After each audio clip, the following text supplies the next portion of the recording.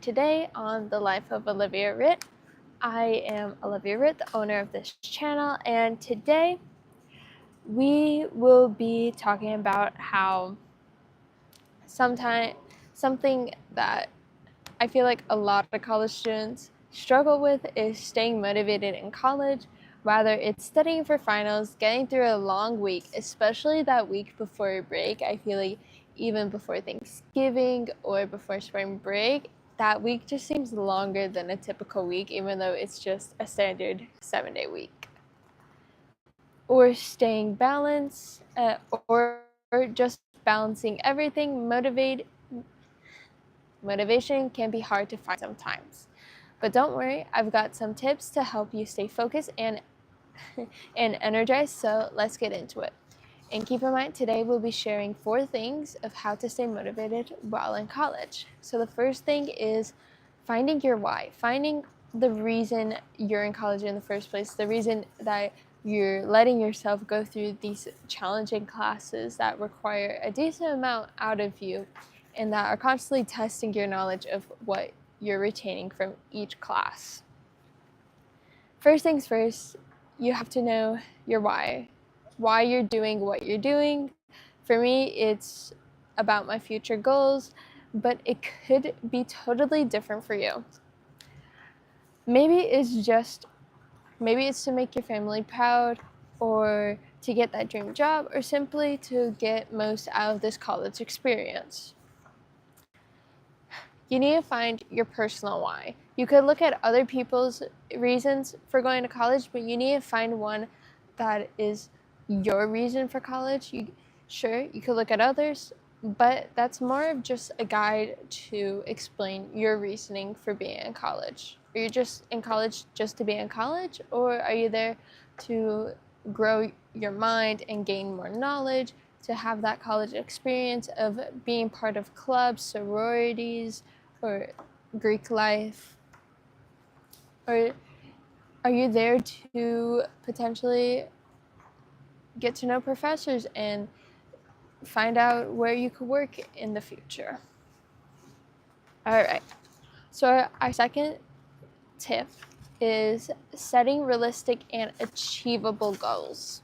So if you ever heard of a SMART goal, this is basically the idea we're going through, where having a detailed goal that could be measured and that you have an idea of how to achieve it is really beneficial, especially in a beginning of the semester or just when you're starting out achieving this goal.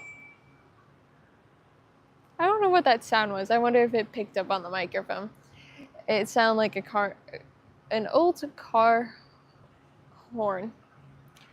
Anyways, back to the second tip of achieving realistic goals.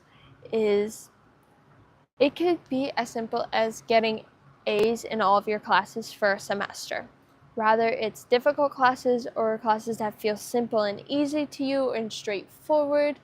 Right now, I have a variety of classes where, for example, chemistry, it feels pretty straightforward to me, but there's still moments where I have to work towards it. I can't just simply go to class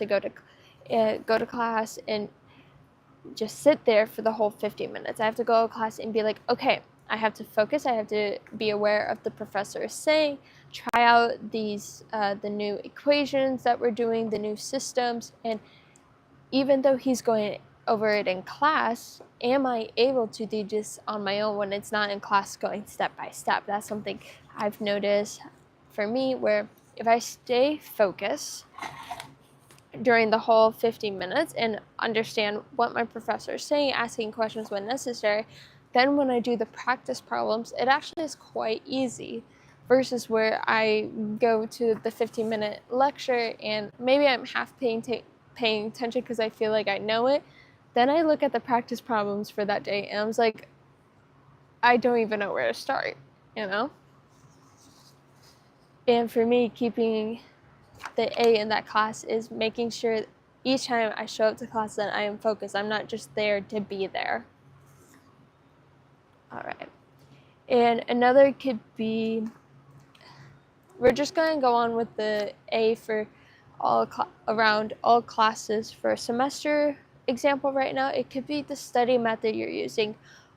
Do you have an efficient study method where it displays you're getting the scores that you want on your exams or even simply your assignments?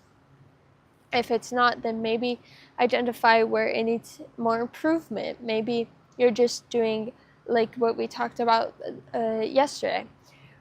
Maintenance rehearsal versus elaborate rehearsal, where elaborate is where you take more time to encode something into your brain, you make more connections, you go into more detail. Where elaborate rehearsal is if you use a flashcard but you're just like reading and flipping through, that's maintenance. In elaborate, you could also use flashcards, but you're not simply flipping through. Maybe you have a word in your hand and you purposely take the time to be like, okay, what's the definition of the word? What are examples that go with this system or equation? Like, where would this equation be applied? Where would I use it? Or can you use that word in a sentence? And then flip the card over and yes, read the definition, but also think about the examples you said. Do those examples go with the word, or does it go with something else you were thinking about? You just mix it up with a word, and you mixed up the definitions or something. And so that's how you could simply use flashcards, but use them in a better way. Like I said, have the definition, but then also have the examples.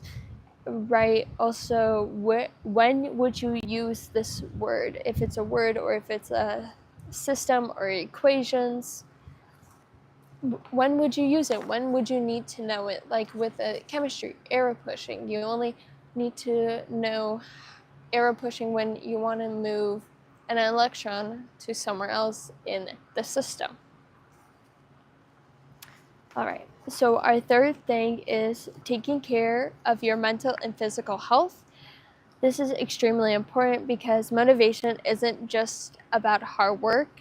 It's also about taking care of yourself. And I feel like physical health people have got like a decent grasp on it, but mental health tends to be skipped over, or sometimes it's vice versa for people. Or maybe they skip over both.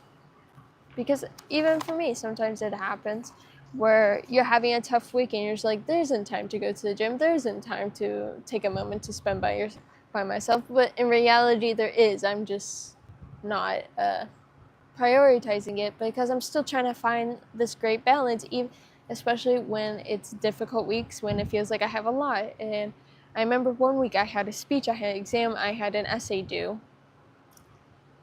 all in like a week.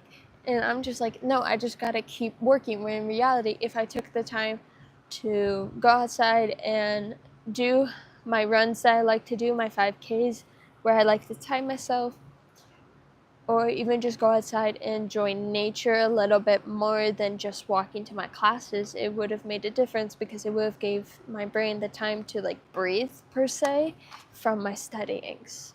But in some videos I've said it takes practice and time to find out what works for you. And like I said, I'm still trying to figure out where, like, in a regular week, I got it down. Like, I know what to do. But in chaotic weeks, unpredictable weeks, where all of a sudden everything is just for some reason in 1 week, I'm still trying to work out what works best for me. And I'm in my 3rd year of college, like my 6th semester of college for an undergrad. But just,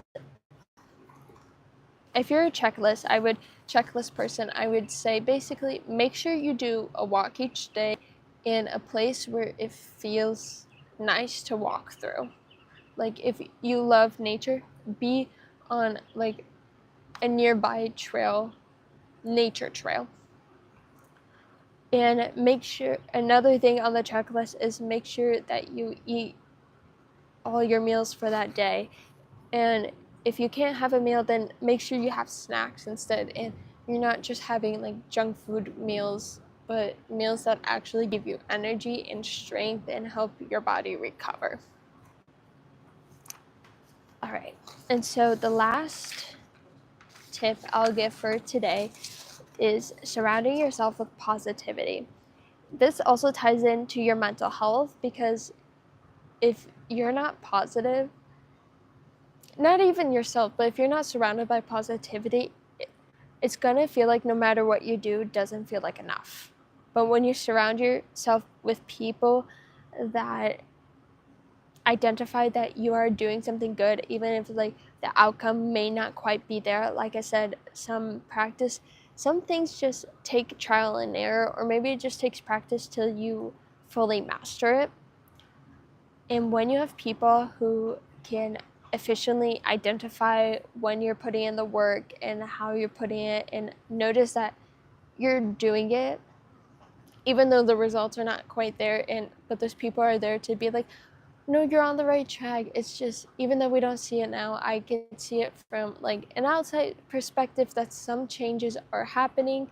It just may not feel like that personally, because sometimes we don't notice changes personally, but from an outside perspective, those changes are more obvious. And so having someone where they're uplifting is extremely beneficial, or even asking like, how's this and this tactic going? And just having someone asking you, not necessarily how your day is going, but asking how each tactic or how strategies are going, or yeah, I feel like that's about sums it up, or else I'm gonna just keep repeating myself. And even someone that could give you positive affirmations in a sense is, I guess, is what I'm going around and saying. But with that being said, before you click off of this video, if you have any questions or thoughts that you still have, feel free to leave them in the comment section below, and we'll see y'all next time. Bye, y'all.